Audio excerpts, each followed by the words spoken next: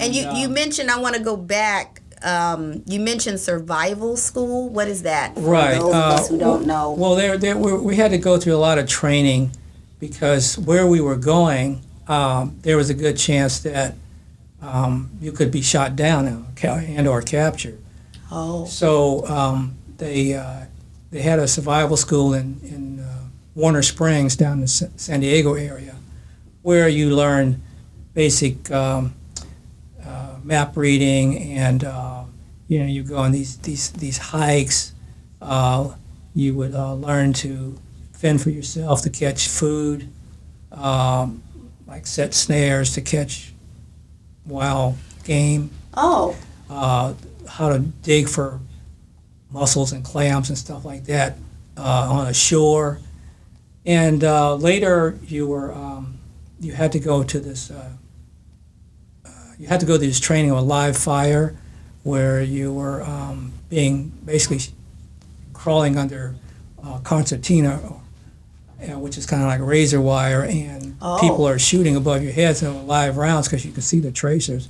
So you had to learn how to get from point A to point B under the concertina while being shot at. That sounds pretty intense. It was. And then at some point you had to be captured and to experience what it was like being captured, just to get a taste of it. So you were had certain enhanced interrogation that you were subject to. Oh. To try to break you. And some people did break.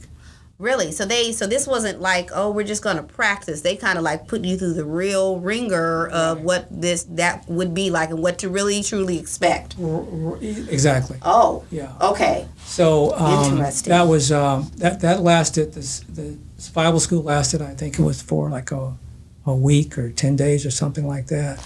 And not everybody who's in the Navy goes through survival school, or is that just for specific folks who are going on certain missions or being assigned?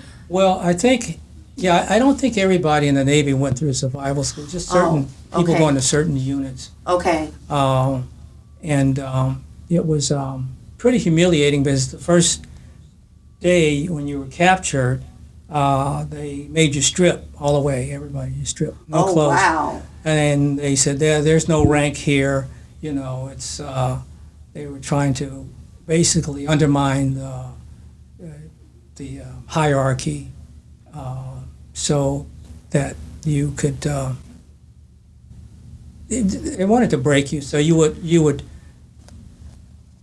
kind of break down and give them information they were asking for. Okay. For example, some people were subject to claustrophobia, and where they put you in this box, and there were some holes for breathing, but you couldn't bend over that well. You couldn't stand up. You couldn't hardly squat, and you'd be in that kind of situation. Again, trying to break you. Oh, okay. So this is not, we're going to teach you how to build a fire in case you're out lost and you can't find your way back. This is, that sounds very intense. There was part of that where you learn how to operate in the wilderness as if you're a ranger or something in the Army. But there was another part where whatever branch you were in, you could be subject to a POW, prisoner of war camp, and they wanted to let you know what that was, give you some idea at least what that might be like. Now I get the concept of that, but that again, for folks who are not military, that sounds pretty frightening. And so did that have any effects on you at all, or? No, I mean, I was glad. You mentioned some people didn't make it, so. Well, some people, I think that it wasn't so much the physical aspect of it, because they did interrogate you. They used physical methods, some of them, and some was psychological. But I think the people that I saw break it was more because of psychological breakdown. Really? Yeah. Well, they maybe talk about your parents or your girlfriend or something, or they would figure out some button to push. Mm. And it varied from individual to individual. Mm. But with some people, they just totally broke down and they were out of the problem. but it was it was a pretty grueling time because after a while you lost track of time and you forgot that it was training. Really? Right. Yeah. It was. It was kind of intense. It was intense. Yeah, that doesn't sound too appealing. In fact, that sounds just downright frightening for most people. You kind of talk about it as like matter of fact, like it's kind of, that's just what we had to do.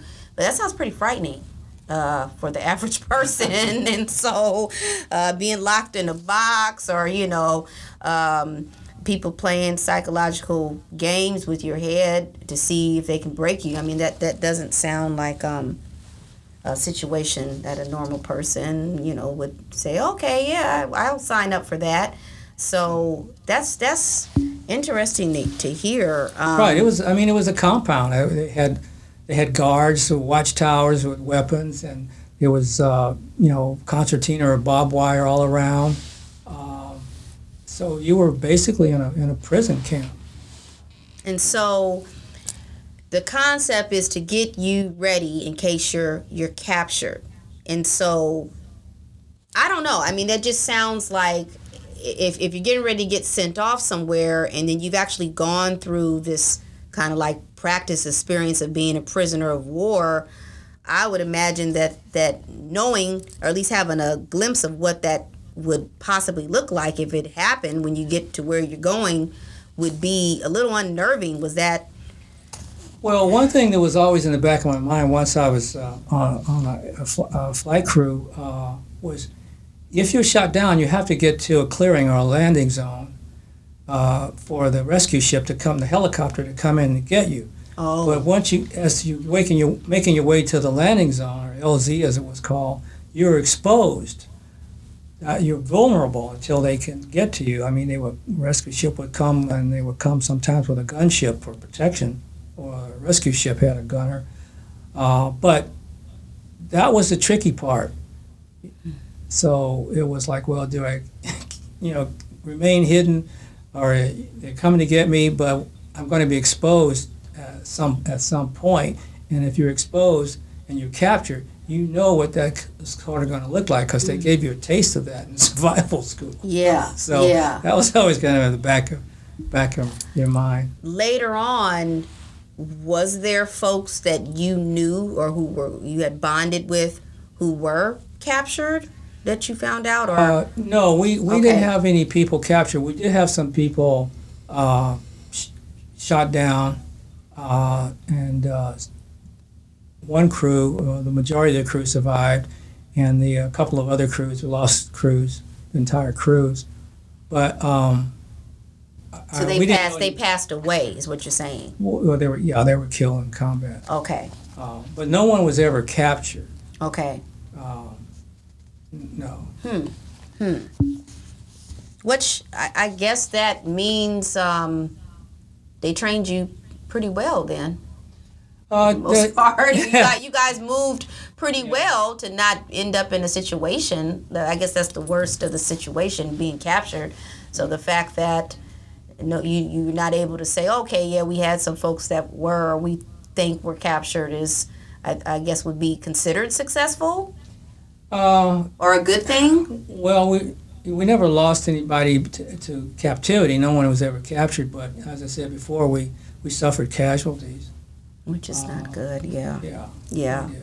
And I want to get to some of that, into Captain Milius, and I'd like for you to go into detail for the listeners, because I had a really good time when we went to San Diego and we were able to be on the big destroyer ship there. But then I also thought about the other part to that was, hey, we were there and we were talking and you guys are being honored, but in the back of my mind, it was like, well, this is also because people passed away, too. So, right. It's like, do you really kind of celebrate that? I don't know. It was more of a to respect the memory of the people we lost. It was because it was a dangerous operation that we were engaged in, and I knew something.